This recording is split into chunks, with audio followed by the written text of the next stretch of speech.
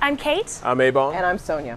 And today we're dishing with you from Morton's Steakhouse, located at 3251 Prospect Street Northwest in Georgetown. There's several Mortons in the area. This one's one of my favorites. The wall of photos is one reason why. All these people have dined here. We should have our own picture put up, maybe after this. Totally. Just saying. Or during. During, after, 3 pictures. That's Kind fine of with us. crazy. Well, our guest today is somebody who deserves to be in pictures, although while she was at the CIA, maybe not a whole lot of pictures taken. She is Kay Shaw Nelson, and her new book is The Cloak and Dagger Cook. And so today we're really talking about spooks, sustenance, and spirits. That's right. That's Although, all in one book. she did just tell us that she didn't want to be called a spook. We're going to call you a that's spook true. Well, anyway. spies. Yes. Now, what is a spook? And why do you not want to be called one? I just don't like the word. Oh, okay. They're much more glamorous words for people who That work at the sounds rather CIA, right? derogatory, don't you think? That sounds rather derogatory to say spook, take somebody outside and beat them up. That's what I would say. It's a completely different That's show. just me, though. Now, tell us first about your time with the CIA. What did you do while you were there, and how long were you at the CIA? Well, I came to Washington with a degree in Russian studies and journalism. Wow. And I happened to study Russian, and I was recruited by an outfit called the CIA that I had never heard of. And now I tell people it's not the Culinary Institute of America.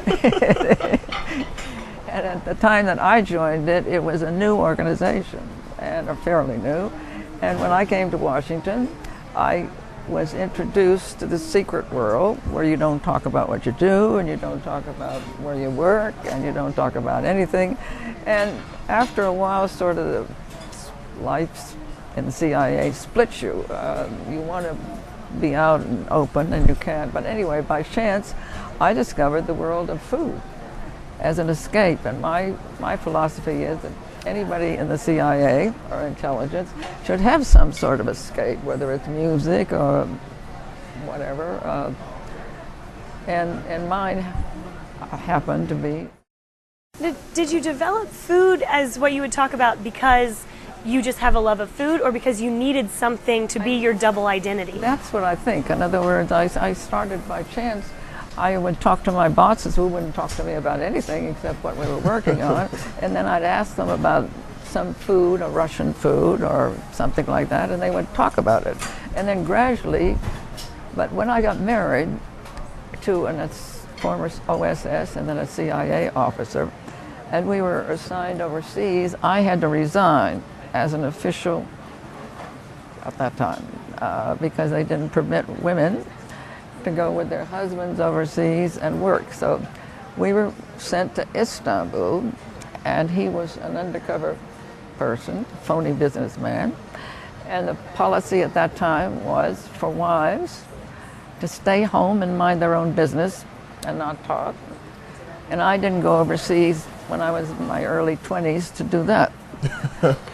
And I wanted to meet people and so I started walking up and down the streets of Istanbul, and I found all these foods on sale. I'd never heard of an eggplant, and I discovered it was something interesting.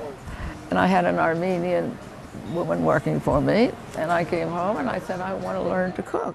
So were you really a cook before? No. You would never really. What was your specialty dish before you moved to Istanbul? Well, my mother was Scottish background, and I suppose I knew something. But when I was growing up in New Hampshire, I never dreamed of being a spy or a cook. Right. Or a spook. You know what this brings to mind is that when everyone thinks about the CIA and cooks, they think of Julia Child. It's basically Right, impossible I have not a to. picture with Julia in there. But you've actually, you've worked with Julia on a book, yes? On a book, but she was in OSS. She wasn't in CIA. The OSS was prior to the CIA, and Yes. it actually transformed to what we now know as the CIA. And so would you say that your travels actually helped you a lot in determining what you really wanted to cook, or did you have a desire to go somewhere? I mean, it was like in Istanbul, when people would ask me what my husband did, I mean, I didn't like to lie all the time, but I was lying. In other words, no matter how you say it.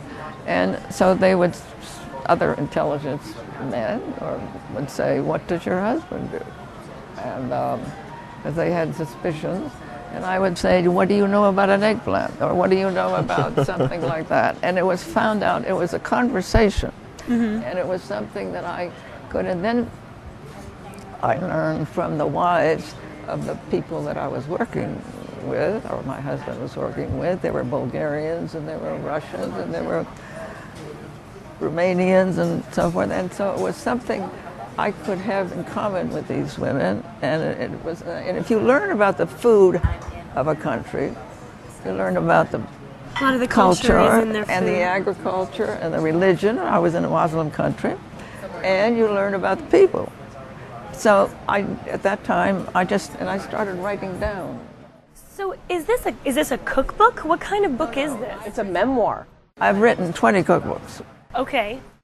This is not a cookbook, but at the request of the publisher, there is a recipe in each chapter that is connected with. I mean, I start out with oat cookies from New Hampshire, and then end up with something from. So it's like a journey, actually, not only a culinary journey, it's also a geographic journey. What my interests over the years have been is travel and history. I've been to 70 countries, and I'm proud to be a culinary historian. Culinary historian. Well, for those people who watch this show regularly, you know that I cannot cook at all. So, in the spirit of the CIA, give me one secret to cooking a good meal. One secret of cooking a good meal is to plan something simple and nutritious and easy to do. If you want to peel a carrot, it's not so difficult. Think of where the carrot came from. In other words, think of it as an amusing something to do. I mean, even if you don't like to cook, it's not difficult. And fast food, no, I don't want to get into that. Well, secrets to cooking and maybe some more secrets about life in the CIA. She's got it all in The Cloak and Dagger Cook. This is Kay Shaw Nelson. Make sure you check it out. We certainly will be. And don't go away. Check out who we're dishing with next time right here on The District Dish.